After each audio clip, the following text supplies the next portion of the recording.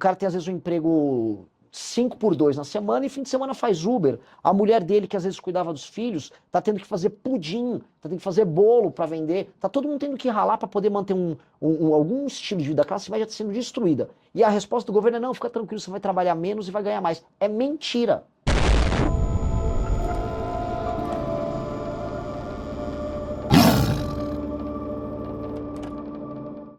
Perfeito. Dito isto, esclarecido, a gente vai passar por um bloco de perguntas dos temas quentes, temas do dia, e um dos temas quentes é um tema, aliás, você está sempre indo nos temas quentes, mas é um tema que se posiciona muito claramente, a escala 6x1.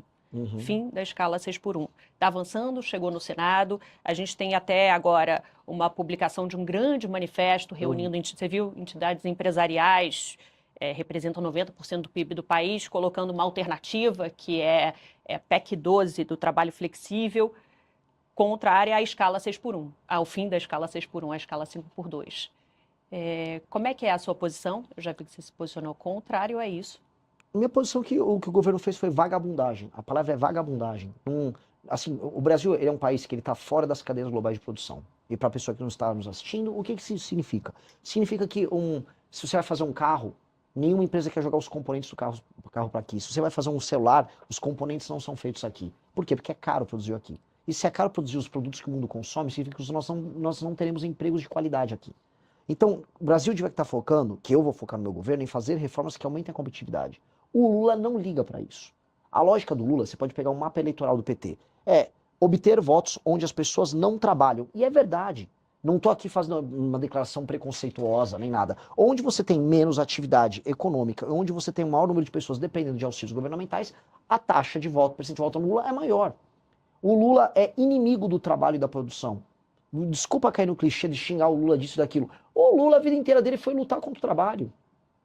A vida inteira dele foi essa. E aí as pessoas vão perder. Eu estou avisando, nosso deputado Kim, estou avisando. Vocês estão caindo numa conversa mole. O brasileiro está passando por um arroxo, ou seja, nós passamos agora, está aumentando os juros, está aumentando a inflação ao mesmo tempo. O dinheiro vai ficar mais caro, os produtos estão ficando mais caros, os serviços estão ficando mais caros, e o governo está falando, e você vai trabalhar menos. Ora, se a nossa produtividade não aumenta, portanto, a quantidade de dinheiro que o brasileiro gera por hora de trabalho não aumenta, como é que ele faz para pagar essa conta? Ele tem que trabalhar mais. É por isso que, tá todo mundo, o cara tem às vezes um emprego 5 por 2 na semana e fim de semana faz Uber. A mulher dele, que às vezes cuidava dos filhos, tá tendo que fazer pudim, tá tendo que fazer bolo para vender. Tá todo mundo tendo que ralar para poder manter algum estilo de vida. A classe média está sendo destruída. E a resposta do governo é: não, fica tranquilo, você vai trabalhar menos e vai ganhar mais. É mentira. É mentira, é um estelionato, é papo de vagabundo do Lula. E assim, qual foi a resposta da direita? Porque tem a direita, vai aquele Nicolas Ferreira, aquele patife Flávio Bolsonaro, volta com o governo. Voltou com o governo. Que coisa imunda. Não tem coragem de se posicionar porque tem medo de perder voto. E aí nós nos posicionamos contrários porque o que o Brasil precisa é flexibilização nas leis trabalhistas. Que é exatamente essa PEC. Ela gera alguma flexibilização porque ela faz com que você pague por hora, mas aceitando que houve uma diminuição de jornada de 44 para 40 horas. Ok, diminui de 44 para 40 horas. Isso vai fazer com que o brasileiro tenha que trabalhar, vá trabalhar menos? Não! O brasileiro vai fazer bico por fora. Todo mundo que tem restaurante, e mesmo agricultor já está combinando de fazer assim, ó. Olha, eu não vou poder, eu vou precisar que a gente trabalhe no sábado e no domingo. Então contrata os seus caras, você fala pro vizinho, eles trabalham até tal dia e aí nos outros dias eu vou ter que contratar. Só que para quem eles vão jogar o custo dessa ineficiência? É no preço da comida, vai jogar para o consumidor, vai diminuir as margens, já está todo mundo atolado, o agro está com um surto de recuperação judicial agora. É isso que o governo propõe? Enquanto ele aumenta os custos de quem trabalha e produz, os juros estão aumentando, porque o governo não para de gastar mal, a inflação está subindo, a gente está indo para uma crise gigantesca. O Brasil, não entrou num colapso econômico lá naquela crise do governo Dilma, você lembra? 2014, 15, 16? Porque surgiu a uberização. Porque foi na mesma época que chegaram os aplicativos no Brasil, e aí todo mundo que perdeu o emprego pôde virar entregador ou pôde virar motorista de Uber. E aí milhões, porque pensa assim, são milhões de motoristas, milhões de entregadores. E o núcleo familiar dessas pessoas? Quantas dezenas de milhões de pessoas não foram salvas da pobreza extrema nos grandes centros urbanos por conta da chegada da tecnologia? Hoje, eles estão tentando, vamos dizer, sabotar até essa atividade E hoje, como eles evitam que o Brasil consiga gerar empregos de qualidade, eles estão jogando todo mundo numa mega informalidade. Não vai dar para ter todo mundo fazendo Uber agora. Não vai dar para todo mundo virar entregador. Ou seja, eles estão ferrando a vida dos mais pobres. E eles são irresponsáveis. Então, a nossa opinião é bem clara. Nós temos que flexibilizar as leis trabalhistas.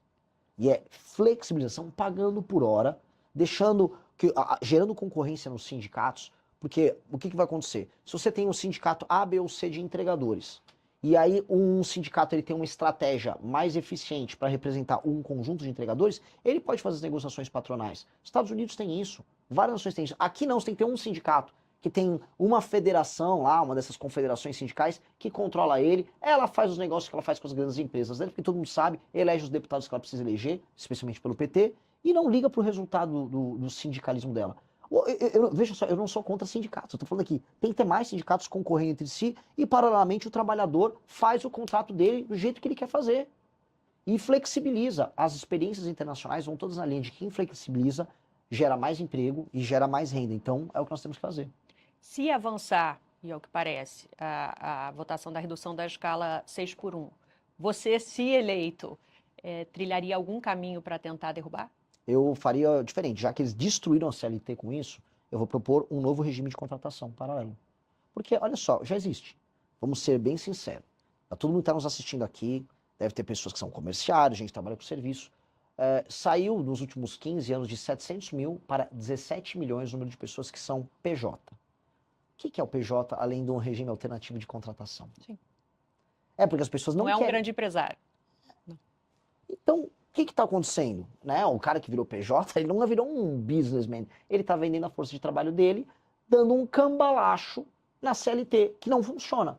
Ora, que tal nós aceitarmos que isso é um cambalacho e nós criarmos um regime alternativo formal, tudo certinho, bonitinho, a pessoa não precisa criar uma PJ, que ela trabalha como pessoa física e ela vem da força de trabalho e preste o serviço dela de maneira mais tranquila. Mas aí derrubando uma suposta redução da escala que passaria... Aí a pessoa é livre para fazer, porque o PJ já é livre Você vai apresentar uma alternativa. Alternativa.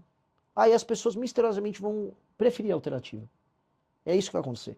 Porque do jeito que está, é um regime mentiroso que o Lula está usando para se reeleger, enganando pessoas em áreas urbanas que vivem um drama. Qual é o drama do cara, da pequena porcentagem da população que vive na escala 6x1? Que é uma pequena porcentagem. CLT 6x1 não é o grosso das pessoas que trabalham no Brasil.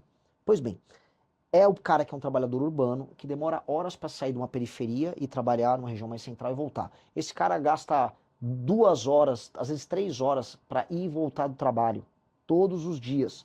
Esse cara não tem vida, ele está exaurido ao longo da semana. E ainda ele tem o trabalho no sábado. Pois bem, esse é o cara que no início se empolgou com o fim da escala 6x1. Ele está sendo enganado, estão mentindo para ele. Só que o governo nunca ofereceu para esse cara infraestrutura, sistema de incentivos para a instalação de empresas em regiões mais periféricas. Aí esse cara poderia gastar quer dizer, podia economizar essas horas que ele está no transporte, trabalhando mais perto de casa. Ele não consegue. A grande maracutaia é que o trabalhador não consegue trabalhar perto de casa e ter um sistema de transporte precário. Como é que um cara que mora, vamos dizer, no extremo da Zona Oeste de São Paulo, vai de ônibus trabalhar, sei lá, em Moema, na Zona Sul? Demora 3 horas e pouco. Esse cara não tem vida. Como é que não existe um metrô que atende essa pessoa rapidamente? Né? Por que o Brasil não tem grana para investir em infraestrutura? Por que não tem grana para investir em infraestrutura? Porque gasta mal dinheiro. É um ciclo. Ciclo vicioso. Anistia, se eleito, vai ter? Vai ter dosimetria. Porque cometeu crime. Eu vivo falando de lei e ordem.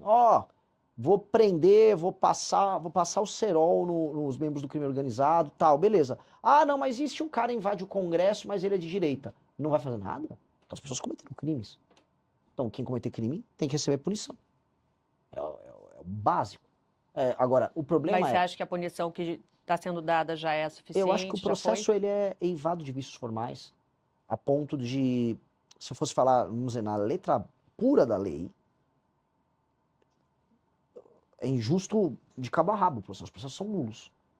Imagina você fazer audiências coletivas. Houve audiências coletivas virtuais dos presos do 8 de janeiro. Audiências coletivas, isso é coisa de regime de exceção.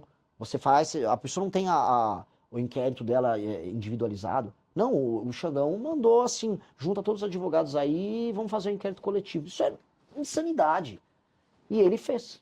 Então, é eivado de nulidades. Ao mesmo tempo, como foi politizado o caso em todos os termos, aquelas pessoas também precisam de uma punição. Então, o Congresso atuar no meio é reconhecer que o sistema de justiça brasileiro fracassou completamente e você vai ter que ter uma resposta política para isso. Por isso que a dosimetria é uma resposta política. Há uma punição, mas não do tamanho que ela está, para todos os envolvidos. Para o presidente Bolsonaro, ex-presidente. Dosimetria também. Ele também, eu não sou tonto, eu li o processo dele. O Bolsonaro fez o que fez, e não é sobre o dia 8 de janeiro. Jogar o dia 8 de janeiro no colo do Bolsonaro é uma narrativa que o STF quer para dizer que o STF derrotou os inimigos da democracia do 8 de janeiro. 8 de janeiro é o menor dos problemas para o Bolsonaro. O problema do Bolsonaro foi o que ele fez antes. Foram as pessoas que foram incitadas pela equipe, e foi pegar as conversas pela equipe do governo dele, que respondiam diretamente a ele. Foram as reuniões com a minuta do golpe, tratadas com chefes das Forças Armadas brasileiras, para cometer um ato ilegal. Foi a organização de uma militância virtual para levar as pessoas a fazer todas aqueles acampamentos. Ou seja, havia uma cadeia de comando e não é que aqueles foram atos preparatórios. Já estava em execução um plano. E o Bolsonaro participou dessa execução do plano. Esse é o problema dele. Ele participou. Ele não brecou nenhuma das pessoas, ele se reuniu, ele falou o que falou com o Freire Gomes, com os generais. Então, ele precisa de alguma punição. Dito isso, o processo dele também é eivado de nulidades. Porque não passar a dosimetria é reconhecer que existe um tribunal de exceção tocado pelo Alexandre de Moraes. E aí o Alexandre de Moraes não quer que passe a dosimetria, porque no fundo ele está retirando as atribuições e autoridade especial que foi conferida de maneira ilegal a ele. Ele não é o juiz do Brasil. Então a dosimetria, o Congresso resolve isso politicamente, acaba com esse inquérito maldito e vira essa página da história.